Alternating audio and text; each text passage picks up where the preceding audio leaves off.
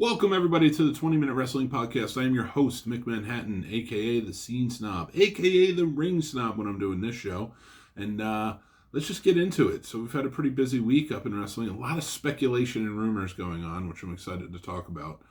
Some, if they work out that way, would be great. But we also have Royal Rumble coming up in a week, so there's a lot of setups going on for that right now. And although Raw I thought was a pretty dismal show, nothing too major. I mean, you had the Bobby Lashley, Rusev thing still going on with the wedding and Lana, but nothing else too exciting on that show. Again, they're trying to set up. The only thing I will say that was pretty cool is Buddy Murphy actually joining up with Seth Rollins and AOP. This is turning into a faction now. I mean, three's a crowd, but four is definitely going to bring you a pretty good faction, especially when you get Buddy Murphy on it, who is a very good talent. So I am excited to see where this goes. For the first time in a long time, I'm excited about what's going on with Seth Rollins. I feel like they're using him properly, and I'm excited for it. So I definitely want to see where this goes. I always like a good stable, especially a heel stable, and especially going into Royal Rumble, how are they going to play it off? I mean, Seth does not have a belt, so he's up for grabs. And a lot of speculation right now and rumors that have been going on are Roman Reigns to win the belt and eventually maybe face Brock Lesnar, which I'm hoping is not true. I don't need another one of those. I like where Roman Reigns is at right now. I don't like his feud with Baron Corbin, but I like his status in the company. He's not being shoved down our throats, but that is making him, I think, elevate to a level of the face of the company. And I think if he starts getting shoved down our throats again, that could be a big takeaway on his character. And I hate to see that because I'm really enjoying where everything's going. But now you have, on the other hand, you have his old partner, Seth Rollins, has building up this stable. And we all know once stables start getting put together and Royal Rumble's around the corner, you could see some cool action. So I am definitely excited to see where that goes. And with AOP and Buddy Murphy and so much more, who knows who's going to be in the Royal Rumble. And especially none of them having belts. You have the Alistair and Buddy Murphy feud going on. That would be great if they met up in the ring at Royal Rumble. But you have some really cool things going on with... now it's going to be like 10 members of NXT are in there. 10 members of SmackDown. 10 members of Raw. So you got your 30. So there's so many possibilities. That's why I'm afraid to see the rumor go to Roman Reigns again. I think the winner should take it and challenge for the Universal belt. I think that would be great. I mean, then you get whoever won it. It could be Raw, it could be SmackDown, it could be NXT. Is now going after the Fiend Bray Wyatt, and they're probably gonna bring Daniel Bryan's story to an end with that at Royal Rumble. So that's gonna be exciting to see. SmackDown was actually, for the first time in a while, a pretty good episode. I stand by a very good building episode for Royal Rumble.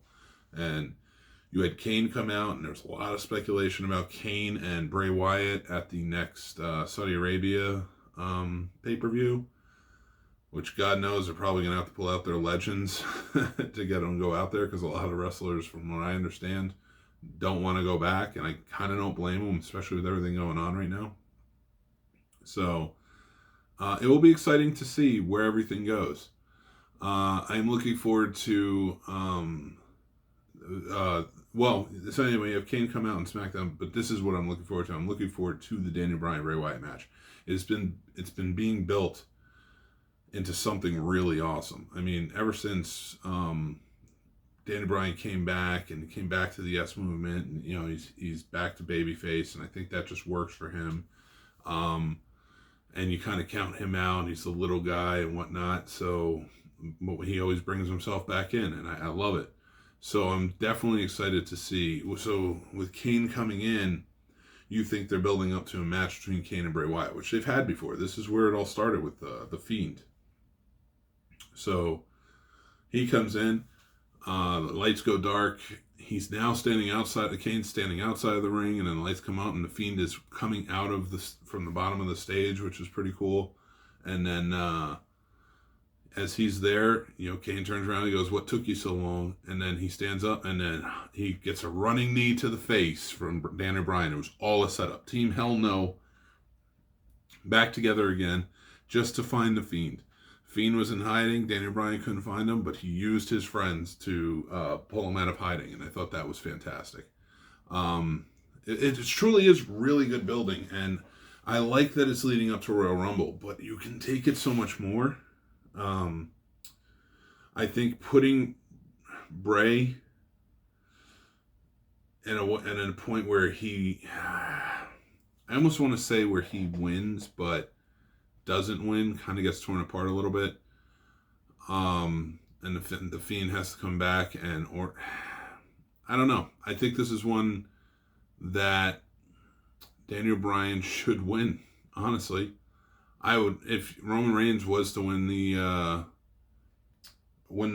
thing, he'd have his choice between Universal, which he's on SmackDown. That would make sense, and then he could choose against WWE Championship, end up in Raw. You go up against Brock Lesnar again, but wouldn't it be a lot more fun for Daniel Bryan to win? And I'm shooting from the hip here, so for Daniel Bryan to win, beat the Fiend. The Fiend kind of goes back down in hiding. You can build him up in another way. Maybe he goes on a tear. Maybe he becomes that slasher type who is now taking out many members of the WWE world, the superstars, and he's tearing through all of them backstage, all over, and just to kind of send a message to the whole locker room.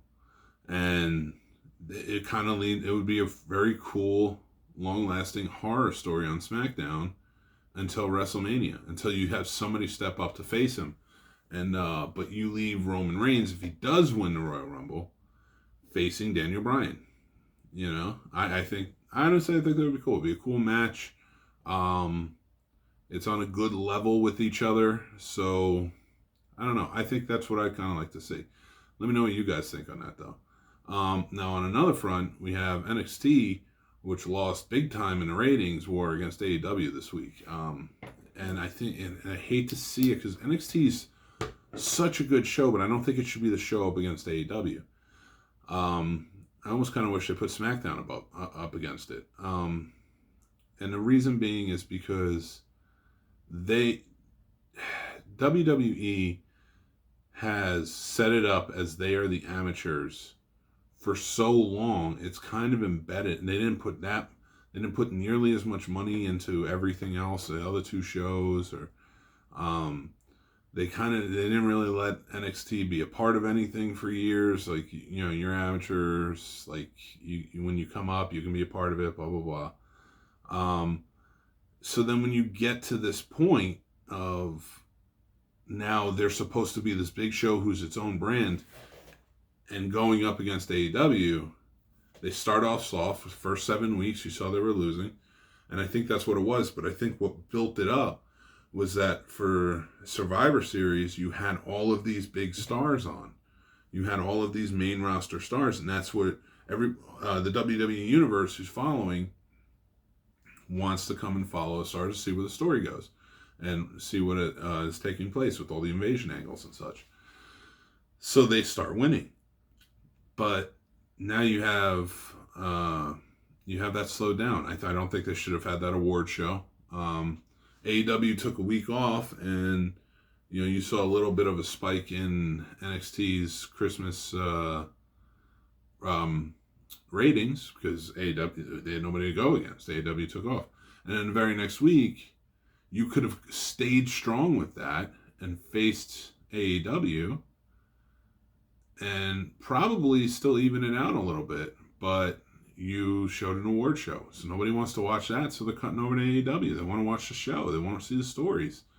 So it kind of beat up on them a little bit, and I think it took away. I think that was the thing that kind of... I think the fact that there... the three things that I think were really attributed to it, like I said, was for years they've been kind of thought about as like you're the training school.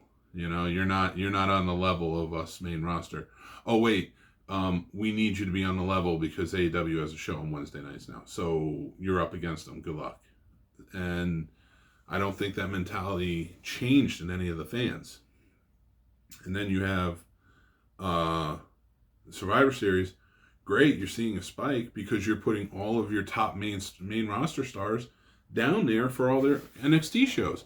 And yeah, you're doing it for the um, ratings, but that's not going to help you down the line when they are no longer coming by. Survivor Series is over. You have to build up the other two shows because Royal Rumble's coming up and WrestleMania and such.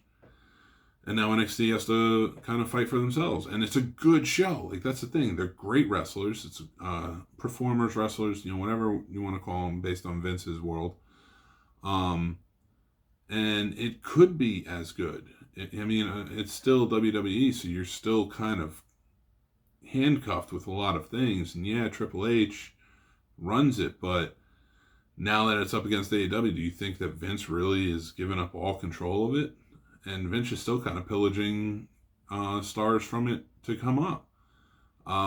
It's crazy to think about. So I think NXT has lost the war for a little while. Just a little while. We'll see what happens. It may come back up, but right now, AEW is the big one and it's following its base. And I don't think AEW has been bad at all, honestly. Like, a lot of people say it dips here, dips there. Yeah, the Dark Order stuff isn't great. I think they're building up to something in the Dark Order that's going to be amazing. A lot of speculation could be, one, might be Matt Hardy. When the contract's up, maybe Matt Hardy will come over. We'll see. I don't know. They're friends with the Bucks. They're friends with all the guys, really, from their Ring of Honor days. But primarily the Bucks. He and Jeff Hardy had their last match against the Bucks in Ring of Honor. So, he can come back, and that'd be great if you have Broken Matt come back, and now he's in AEW as the leader of the Dark Order. Then you have... they have a lot of speculation on who it could be, who this is, who that is. One is Marty Scurll. And that's, yes, I understand it's far-fetched. And that's kind of one of the big things I want to talk about. There's a lot of speculation here, and I am completely speaking out of speculation, things I've heard, things I've read, and wishful and hopeful thinking. Because if this does come to fruition, it's a win for everybody. It's a win for pro wrestling, but it's a win for the fans because it would be amazing. Because WWE is a huge conglomerate. And I don't want WWE to fail. I want WWE to get better. And the only way they're going to get better is when you have competition that's real competition. Not competition that's, trying to beat you, but it's just trying to be a good show and trying to, be another place for performers. So then that way you make yours better so the performers want to go there too. But right now it is Marty Scurll, who is Villain Enterprises. If you don't know, he just signed with our Ring of Honor. So again, he's been with them for a while, and he is now an executive booker, which is amazing. Which means that he's going to book these matches. He's going to book these storylines and these things coming up, and that's a huge deal. And he is also he's got 40 nights guaranteed that he's going to main event with Ring of Honor, and he can still kind of go out and do his own thing. Now, they haven't said anything about AEW yet, that he could come to AEW. So again, that's why there's speculation, but he can go to New Japan. He can go check out other things, other indies, NWA, things like that. So it opens up the world of pro wrestling. And I think the good part about it is where I've talked about this in the past, where New Japan and AEW were kind of salty towards each other last year after losing some of the biggest top performers in Kenny Omega, in the Bucks, in Cody and such. It seemed, and to AEW, it seemed like there was a little bit of salt there, but they still had Jon Moxley going over. They still have Chris Jericho going over. There's still names, faces. They're still doing things. Wrestle Kingdom was amazing. And part of that amazement was those two guys being there for great matches. They weren't the only ones, not by any means, but they did go over there, and they were a big draw for Wrestle Kingdom, that's for sure. And I think that Wrestle Kingdom having 2 days now, and that is New Japan's, and it used to be Ring of Honor too. Ring of Honor used to be really involved in that. They weren't this year, so a lot of speculation there, but we'll see what happens. And it kind of plays into what I'm thinking. So having 2 days, versus like WrestleMania, which is like 7-8 hours long. You now have New Japan possibly being opened up with Marty Scurll being a booker. He could heal that relationship with New Japan, start getting Ring of Honor in there. Maybe we get Ring of Honor and New Japan to kind of team up too with AEW, because there has been talk about New Japan and AEW teaming up. And I don't think it needs to be anything like except territorial like it was back in the day. Like, hey, let's put on a show. But my thing is, now if you have Marty Scurll, who is friends with all those guys, Kenny Omega, Cody, the Bucks, everybody, he is close friends with them. A lot of people speculated he would come to AEW to be with his friends. And then I've also heard it on Wrestle Talk, and this complete speculation on their end too, was it would be cool if maybe they were saying, take this job, be the booker. Now you're Ring of Honor. Now maybe we can get something where we're connected. Maybe we can get something together. That would be awesome if that's the case. That would be fantastic. I mean, he would have been dumb to pass up such a great opportunity, because he's getting paid WWE money to be in Ring of Honor and to book it, and for having kind of being able to kind of go out and do other things too. And if he can bridge the gap between Ring of Honor and AEW, and Ring of Honor New Japan and AEW New Japan, can you imagine? Just imagine that. Imagine those. And it would be great if you could bring in NWA too. Could you just imagine what Wrestle Kingdom will look like next year? And how amazing, truly amazing that would be. You get a 2-3 day event, try it out again with 2. But now you have some of the best names in AEW. You have some of the best names in New Japan. You have some of the best names in Ring of Honor and NWA, all coming in and having this 2 or 3 day event that is just as big, if not bigger, than WrestleMania. And again, I don't want to see WWE fail. I don't want anything to become that huge that it fails.